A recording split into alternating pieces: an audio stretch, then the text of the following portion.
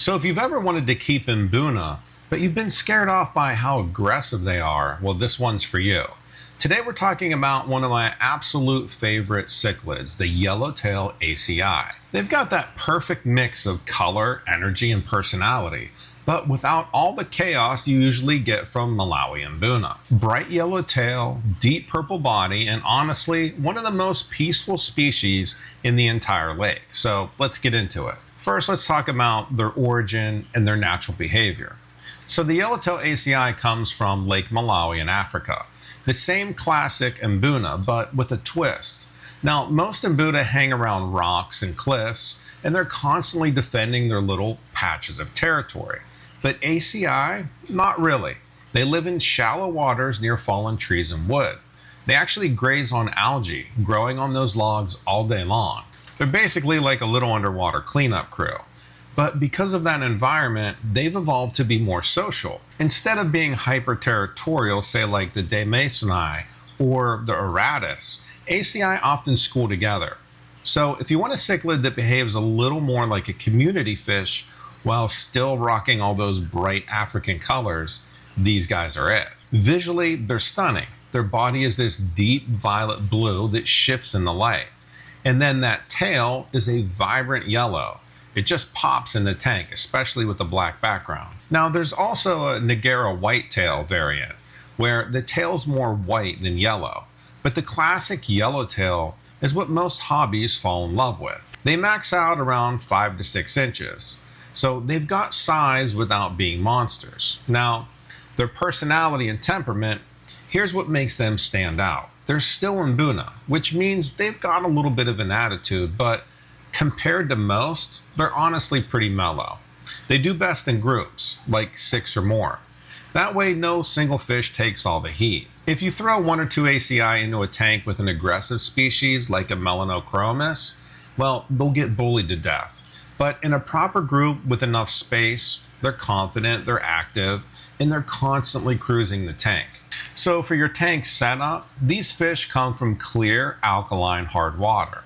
So you want to keep your pH between 7.8 and 8.4, and your temperature around 78 degrees. Now, I keep mine just a degree cooler than that. So you can give them some rockwork to explore or driftwood. The logs do mimic their natural environment. They actually graze on the biofilm that builds up on the wood, which keeps them healthy and busy. Now, as far as tank size, I wouldn't go any smaller than a 75 gallon for full-grown yellowtail ACI. If you want to keep a good group of them. They're very active swimmers, so long tanks are better than tall ones. You can mix them with other mellow Mbuna, like Rusties or Yellow Labs, or even Red Zebras. Just avoid the meaner guys. And trust me, if you're new to African cichlids, you'll quickly realize aggression management is half the game. With ACI, that stress level goes way down. As far as their diet, here's where a lot of people mess up. The ACI are herbivores. In the wild, they're scraping algae and eating plant matter all day. Feed them a high-quality spirulina flakes, veggie pellets, or algae wafers. Too much protein, especially meaty stuff like bloodworms, can cause what they call Malawi bloat. That will kill them fast, so stay on the green side. If you want to mix it up, toss in some blanched spinach or zucchini. They'll love it. I feed mine the extreme spirulina flakes. They love this stuff, and it's very high quality food. So like most Mbuna, ACI are mouth brooders. So when a female lays eggs, she scoops them up into her mouth, and the male fertilizes them using what's called egg spots on his anal fin. She'll hold the eggs in her mouth for about 3 weeks before spitting out tiny, fully formed fry. If you see a female holding, you can move her to a breeder box or a separate tank, but they're usually gentle enough to breed in a community setup. Watching her release the fry for the first time is one of those wow moments you won't forget. So for compatibility and tank mates, ACI do best with other mild-mannered Mbuna, like the Yellow Labs. I would really avoid putting them with the Kenyi, the Aratus, or the Demasoni. They'll stress the ACI out, and honestly, the ACI's calmer nature can actually help balance out aggression in mixed tanks. Think of them as your peacekeepers. If you're going for a Lake Malawi community, they pair beautifully with Yellow Labs. The blue and yellow are a perfect combo. Just make sure you're not mixing too many similar colored species because males will get territorial if they look alike. All right, so now I just want to go over some general questions. So how can you tell the males from the females? Well, the males are usually a little bit larger. They'll show brighter yellow tails and deeper blue bodies. They'll almost get like a purplish color is what I've noticed.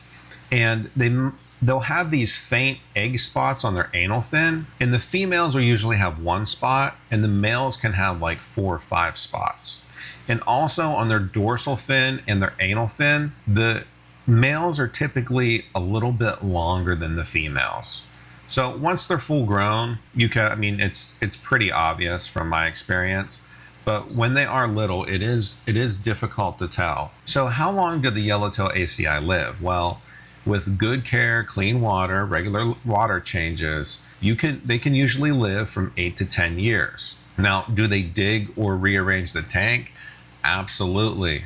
They're gonna sift through sand. They're gonna move small rocks. Maybe not as much as other Mbuna, but they definitely do move the sand around to their liking, especially when they're breeding. I notice my large male, he'll clean out the corner of my tank. So I usually keep probably about 2 inches of sand, like fine sand in my tank, and the male will just move all of the sand from the corner of the tank when they're breeding. And can they live with plants? Well, yes and no. There are only a certain amount of plants that they really like. They are herbivores, so they will pick at pretty much any plant that you have in there, and if there's any algae in your tank, they're definitely going to eat the algae.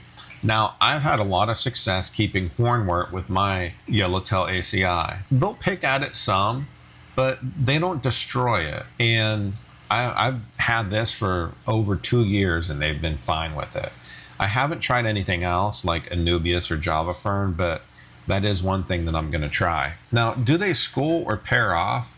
They absolutely do school quite a bit, and I noticed it a lot more when I moved them to a larger tank. I had a 48 gallon, which was 36 inches as a grow out tank, and then when I moved them to a 4-foot tank, I noticed that they do school a lot more. So what's the ideal male to female ratio? Well, just like a lot of other Mbuna, 1 male for every 3 to 4 females works best. If you have too many males, they're going to be fighting. So how often should you feed them? Well, I always feed mine twice a day. I try to do a little bit smaller portions that they can eat within like 30 seconds or a minute. I don't want to try not to overfeed them. And so I'll feed them once in the morning and then once in the afternoon when I'm done working. And sometimes I will, like maybe at lunchtime, I'll drop in an algae wafer just to see them kind of like pick at it. It's kind of fun to watch them take the algae wafer and put it in their mouth and swim around with it. So how often should you do water changes? Well, at least once a week. You should be doing at least 30 to 40%. I do about 50% once a week, and that keeps my nitrate levels down. So what's the best filter setup for them? Well, I would always run 2 filters if you have an Mbuna tank. If your filtration, just like a general rule, you just want to go double what your tank is. So if you have a 50 gallon and then you get another hang on the back filter that is rated for 50 gallon as well. It's always good to have 2 filters in an Mbuna setup, really any fish setup, because if one filter goes down, you're doing maintenance, you have the other one running. Do they change color when they're stressed? Yes, they do dull out. They turn like a grayish blue. And can they live alone? Well, no, they're very social fish.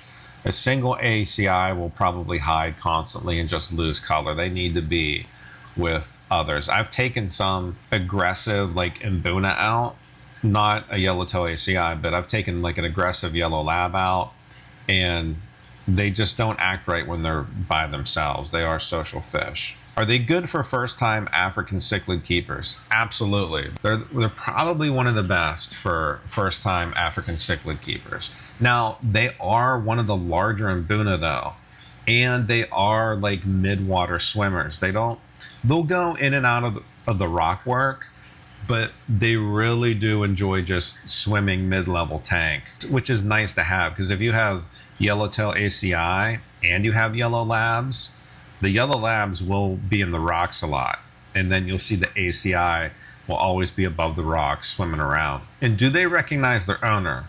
Absolutely. Every time I come into my office or I just go over to the tank, they're like little puppy dogs. I mean, you would think that they're starving every single time, and they get fed plenty. So they do recognize anytime that I go to the tank.